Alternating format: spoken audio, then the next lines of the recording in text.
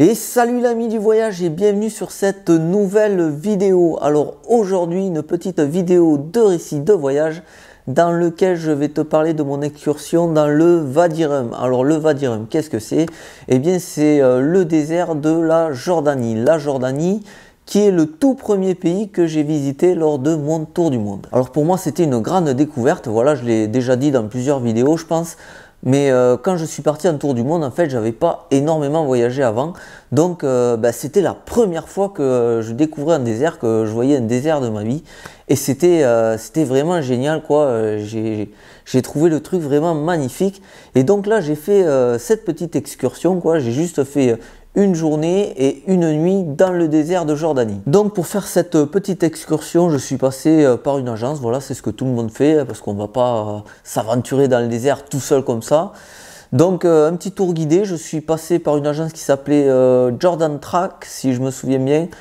Et pour un jour et une nuit, tout compris, avec la nourriture, etc., ça m'avait coûté dans les 115 €, je crois.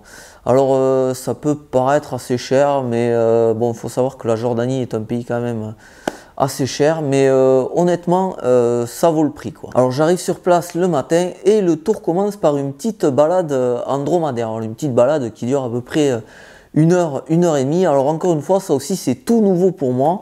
Je ne suis jamais monté sur un dromadaire de ma vie, tu vois.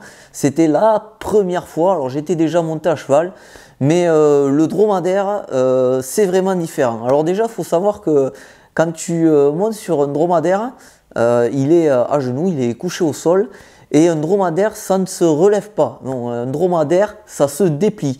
C'est exactement comme la banquette BZ Ikea, tu vois, le clic-clac. Là, c'est pareil, le dromadaire, d'abord, il lève les jambes arrière et ensuite, il lève les jambes avant. Alors, c'est vachement casse-gueule, pardon. Le guide m'a dit, écoute, tiens-toi bien parce que ça va secouer. Et effectivement, ça secoue. Donc, la bestiole, tu vois, elle monte ses pattes arrière comme ça et donc, tu te retrouves carrément penché à l'avant. C'est presque une montagne russe après. Et après, il lève les jambes arrière et là, tu bascules. Enfin, il lève les jambes avant plutôt et tu bascules en arrière. Et je te jure, c'est quand tu n'as pas l'habitude, moi, encore une fois, c'était la première fois. Enfin, on ne monte pas souvent en dromadaire en France, hein, de toute façon, je pense. Et ouais, je te jure, c'est assez impressionnant. Et surtout que quand il est debout, tu es vachement plus haut qu'un cheval, quoi. Je sais pas, tu dois être... je sais pas, peut-être à 2,50 m du sol, tu vois. En fait, t'es vachement plus haut qu'un cheval et si tu tombes, franchement, tu te fracasses la gueule, quoi. Donc voilà, quoi, tu vois, rien que ça, rien que monter sur le dromadaire sans qu'il bouge, pour moi, c'était une grosse expérience, quoi. Ensuite, on s'en va faire la petite balade. Alors, on s'en va, en fait, rejoindre un lieu-dit qui s'appelle Lawrence Spring. J'essaie de mettre l'accent, tu vois, je sais pas si ça marche bien. Alors, Lawrence Spring, en fait, c'est... tout simplement une source d'eau douce, tu vois, et en fait ça s'appelle comme ça parce que c'est là que le film Lawrence d'Arabie en fait a été tourné. Enfin pas tout le film, hein, mais ça a servi de lieu de tournage au film Lawrence d'Arabie, donc ça a gardé ce nom, Lawrence Spring. Donc la petite balade en dromadaire, c'est super sympa, voilà, j'ai adoré ça. Encore une fois, ça a duré voilà, une heure et demie, hein, pas plus. Mais honnêtement, j'aurais eu du mal à supporter plus parce que c'est vrai que le dromadaire, en fait, il m'a filé des, comment dire, des fourmis dans les jambes. Tu vois, j'avais les jambes engourdies à la fin et tout. Faut savoir que tu peux faire des tours entiers, genre 4 jours en dromadaire, des trucs comme ça. Et ça doit être une vraie torture parce que moi, quand même, je dois avouer, j'avais assez mal au dos. Au bout d'un moment, tu vois, à force de gainer, parce qu'il faut essayer de rester droit, il faut pas t'affaisser et tout, sinon tu as encore plus mal, quoi. Donc ouais, c'était un peu, c'était sympa, mais j'aurais pas fait plus longtemps, honnêtement. Ensuite, ce que j'ai bien aimé, c'est que voilà, t'es guidé par un bédouin, quoi, qui tient le dromadaire au bout d'une longe, et il le laisse quand même vivre sa vie, tu vois. C'était assez sympa parce que dès que le dromadaire il passait à côté un petit buisson, tu vois, il y a des petits, comment appeler ça, de la végétation, quoi. Il y en a pas beaucoup, mais des petits arbustes qui poussent, quoi, et le dromadaire mange ça, et à chaque fois qu'il passait à côté d'un, il était super glouton, il s'arrêtait pour manger le truc. Et ce que j'ai bien aimé, c'est que tu vois, le guide le laissait vivre sa vie, quoi. Il tirait pas sur la longe pour pour le forcer à avancer. Non, non, il s'arrêtait, il mangeait tranquille et après il repartait. Des fois, il mange même en passant, tu vois, il marche comme ça. Il arrache le truc en marchant et il continue, quoi. Et j'ai trouvé ça, voilà, c'est un détail, mais j'ai trouvé ça assez sympa, tu vois, de laisser vivre la bestiole, comme ça, de pas le forcer à faire des trucs qu'il n'a pas envie, quoi. Et finalement, on est arrivé au lieu-dit, voilà, au bout d'une heure, quoi. Une fois arrivé à Lawrence Spring, tu vois, bon, je descends du dromadaire, bien entendu. Là, on te laisse un petit peu faire le tour, faire des photos, voir à quoi ça ressemble. Et ensuite, on me présente mon second guide qui, là, va être mon guide pour toute la journée, pour la nuit et pour le lendemain matin, pour me ramener, on va dire, à la civilisation. Et là commence le tour en 4x4. Donc à partir de maintenant, je lâche le dromadaire et je vais faire un tour en 4x4 et on va se diriger de point en point en fait, de points intéressants, un spot intéressant comme ça, pour faire le tour du désert. Alors le 4x4 c'est aussi un truc très sympa. Faut savoir qu'on te met à l'arrière, alors c'est pas à l'arrière sur les sièges passagers, c'est à l'arrière sur la benne en fait. Voilà, ce sont des 4x4 avec des bennes, un peu comme des pick-up américains si tu veux. Et il y a des sièges, on va dire, aménagés, fabriqués vite fait quoi. C'est juste des planches avec de la mousse quoi. Faut pas t'imaginer le grand confort. Et donc là, t'es derrière quoi, et le mec roule dans les airs quoi, il t'amène au point X, Y, et là ça secoue dans tous les sens et tout, et c'est vachement marrant. J'ai trouvé ça super sympa aussi et très authentique.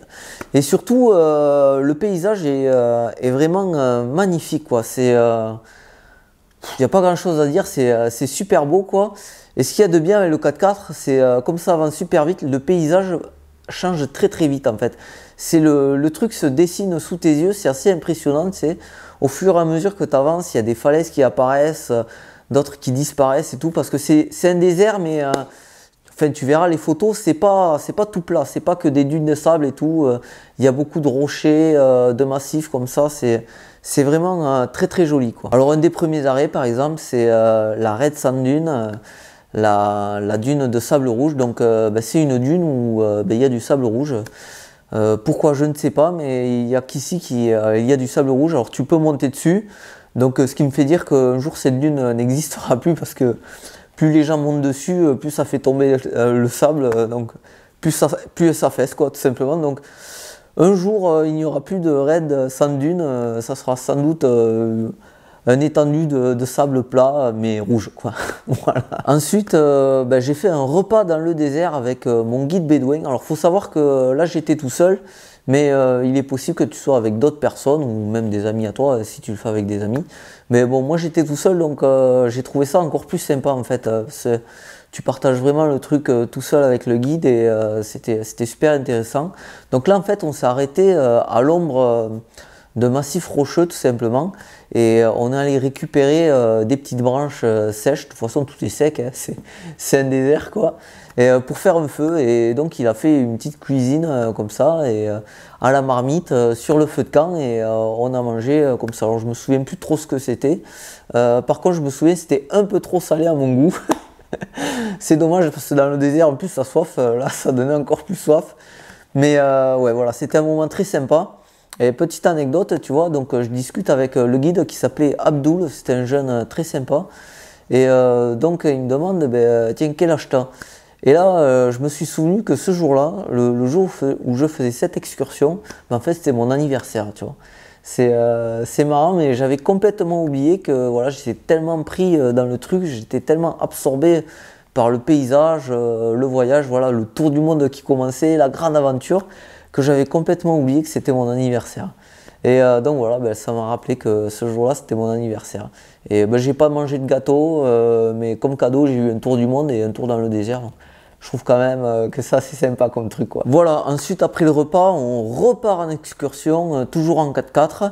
Donc là je vais voir d'autres choses, je vais voir genre un champignon de pierre. Voilà, c'est une formation rocheuse énorme qui ressemble à un champignon tout simplement. Ensuite, il y a aussi un pont naturel, je crois que c'est le pont naturel de Burda ou un truc comme ça s'appelle. C'est tout simplement comme son nom l'indique, hein, voilà, c'est un pan rocheux qui forme un pont. Et d'ailleurs, il y avait des gens à cette époque qui faisaient de de la descente en rappel. Alors je vois pas trop l'intérêt parce que c'est pas très haut en fait. Et après ça il y a aussi la visite d'un canyon sec. Alors un canyon sec c'est ben, voilà, comme son nom l'indique, c'est un canyon sans eau, ouais, tu te balades entre deux pans de falaise et tout. Là aussi c'était super sympa, super joli. Alors par contre tu vas pas en 4x4, tu vas à pied. En fait le guide te dépose à l'entrée.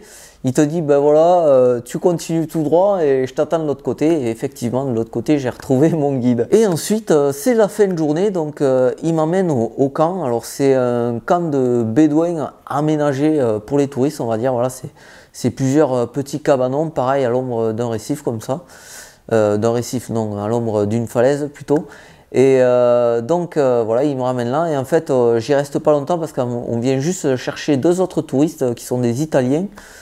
Et c'est pour aller voir le coucher de soleil en fait. Alors donc on reprend le 4x4, on part sur un spot et donc on assiste au coucher du soleil dans le désert. Alors c'était sympa, mais en toute honnêteté, des couchers de soleil j'en ai vu des vachement mieux. Voilà, celui-là, voilà, je vais pas te mentir, tu vois, celui-là je l'ai pas trouvé extraordinaire. J'ai vu beaucoup plus beau qu'un coucher de soleil, bon c'était sympa. Mais voilà, sans plus. Et enfin, on passe le reste de la soirée donc au camp. Alors là, je ne suis plus tout seul, et je suis avec le guide, moi, les deux Italiens, leur guide à eux. Il y a aussi un cuisinier, je crois, et une autre personne. Et en fait, je passe franchement une super soirée, une soirée vraiment, vraiment magique, je vais dire. Voilà. Bon, déjà, on nous montre comment ils cuisinent. Alors, le repas était extraordinaire. Je me souviens plus trop, mais je peux juste te dire qu'il y en avait pour un régiment, il y avait plein de trucs à manger, plein de trucs différents. Et en fait, il nous a montré comment il cuisinait la viande en fait. Et il y avait de la viande et des pommes de terre aussi, je crois. Et en fait, il les met dans une marmite en fait, avec des braises à l'intérieur. Et ils enterrent tout ça dans le sable et ils laissent cuire, je sais pas, des heures et des heures. Et à la fin, à l'heure du repas, en fait, il déterre la marmite qui était vraiment enterrée dans le sable. Hein, et ils sortent ça et c'est cuit et c'est super bon, quoi. C'était vraiment génial. Et ensuite, voilà, on a discuté toute la soirée. Alors d'ailleurs, l'Italienne me raconte qu'elle est tombée de dromadaire, tu vois. Elle s'était fait vachement mal. Alors eux, ils étaient partis pour 2 jours de dromadaire. Et elle est tombée en fait et elle m'a expliqué qu'ils ont préféré arrêter le dromadaire. Ils ont demandé à avoir un 4x4 à la place, tu vois. Donc comme quoi tomber de dromadaire c'est possible. Bref, donc on discute un peu et tout. Et puis à un moment, voilà, il y a les bédouins, ils se sont mis à jouer de la musique, à chanter et tout. C'était vraiment un moment super sympa.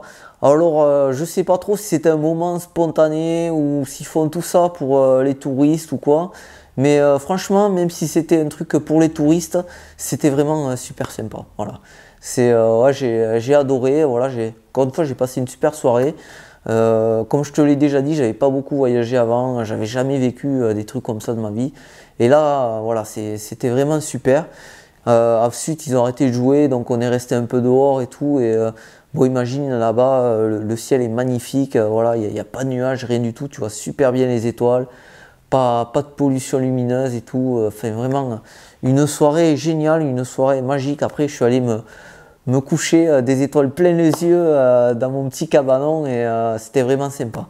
Et le lendemain, voilà, je me lève et là, on m'a ramené à la civilisation, tu vois, et je suis reparti pour de nouvelles aventures. Voilà, c'est tout pour cette petite excursion. Alors, c'est un truc que je te conseille de faire fortement. De toute façon, c'est un truc un peu obligatoire à faire quand tu vas en Jordanie. Voilà, c'est un des trucs essentiels à faire. Alors moi, j'ai passé qu'une journée et une nuit, mais tu peux faire plus. Tu peux faire jusqu'à 4 jours, je crois. Il y a même des treks entiers où tu peux traverser le pays comme ça en faisant un tour en dromadaire ou en 4x4. Ça s'appelle la route des rois si je ne me trompe pas. Mais voilà, c'est faisable quoi et ça doit être génial aussi. Rien que moi, une journée, c'était super quoi. Donc, je vais m'arrêter là pour cette vidéo. Alors, la prochaine vidéo qui parlera de la Jordanie, ça sera Petra, une des 7 merveilles du monde. Et là, ça va être énorme. Alors, je ne sais pas si ça sera la prochaine vidéo ou une autre. Entre temps, je vais parler peut-être d'autre chose ou quoi. Je ne sais pas du tout. Mais en tout cas, voilà. Pour ne pas rater cette vidéo sur Petra, qui te montrera de superbes images, de superbes photos, je te conseille de t'abonner à ma chaîne YouTube. Et si tu as aimé cette vidéo, n'hésite pas à lâcher un petit like et voilà, encore une fois, à t'abonner, à cliquer sur la cloche. Un petit commentaire aussi, ça fait toujours plaisir. Voilà, si tu veux me demander des conseils ou quoi. Il y a quelques personnes qui le font et je suis très content quand je vois que j'ai un commentaire et que je peux répondre comme ça. Voilà, et oui, les réseaux sociaux aussi, Instagram, voilà, tu connais tout, il suffit de taper mes yeux sur le monde, Twitter, Instagram, Pinterest, Facebook, ce que tu veux, et tu me trouveras. Voilà, allez, en attendant la prochaine vidéo, je te dis à bientôt ici ou ailleurs dans le monde, et en attendant, explore, découvre, voyage, à plus.